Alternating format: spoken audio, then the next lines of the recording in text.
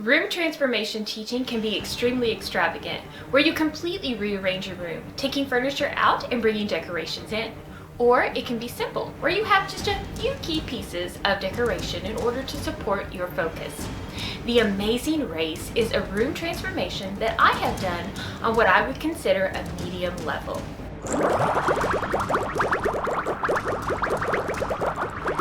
Hello and welcome. My name is Mary Ellen. I appreciate you watching my video. If you're new here, please go ahead and subscribe to my channel. And don't forget to give it a thumbs up. The Amazing Race is a room transformation that I have done in different classes, grade levels, and subjects. For my Math Amazing Race, I purchased a packet on Teachers Pay Teachers. This is a great resource that I do suggest, and I'll be sure and put a link to it in the description box below.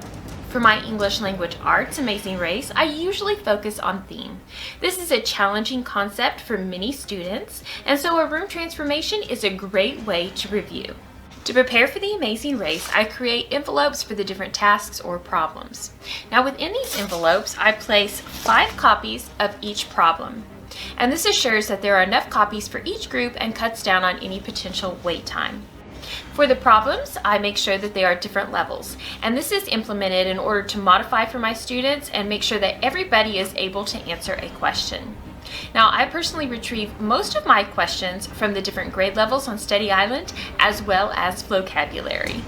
It's race day, so let's take the advice of Hebrews 12:1b and let us run with patience the race that is set before us. Before we begin, I always review directions with the students in order to answer all of their questions. Then I put them into group. Each group receives a clipboard. On their clipboard is an Amazing Race introduction. They also have directions. They have a numbered answer sheet, a pencil, and I like to provide them task number 1. This just helps the race begin a little bit more smoothly. Once they complete task number 1, they will then need to put it back in the appropriate envelope. After each task, my students do need to show me their group answers. They have to wait for my confirmation before they take it back to the table, place it in the envelope, and get out their next task.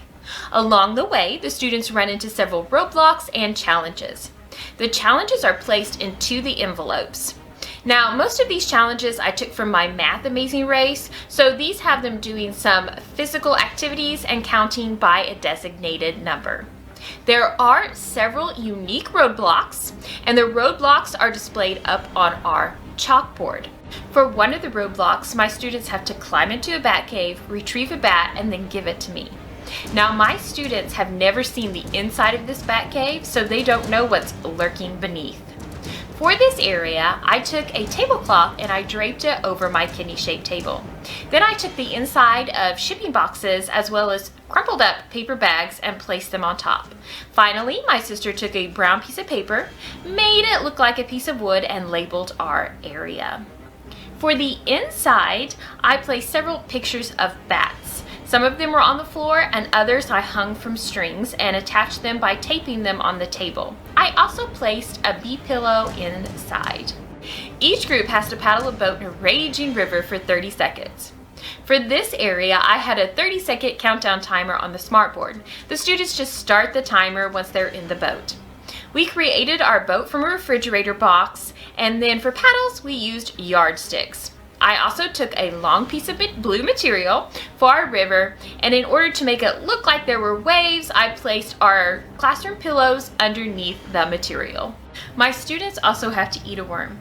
In this area, I have gummy worms covered in cocoa powder.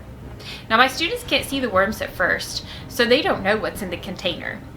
Personally, I think the gummy worms are nasty enough, but then you add cocoa powder to them, yuck. But my students always seem to really like them and ask to finish them off at the end of the race. There's also a roadblock where students get on their lyrics to learn and complete a lesson. Since they are a group, they are allowed to complete the same lesson and help each other answer the questions. At last, the final challenge, the treacherous hopscotch. Each student has to spin the wheel and then correctly maneuver through the hopscotch. Once they are all finished with the race, they get a piece of candy as their prize. Now this is a lot of work that the students just completed, but it's a great way to assess the students on their understanding of whatever you're focusing on. Now there are a couple things to keep in mind. One is that as a facilitator, it is your job to make sure that all the group members are involved and not just relying on one person. And two, room transformation teaching is highly important. It engages additional learning styles and really motivates the students to do their best on the problems. Now this room transformation did take me quite a while to do since we created everything from scratch. However, it saves a lot of money and you do have it for future use.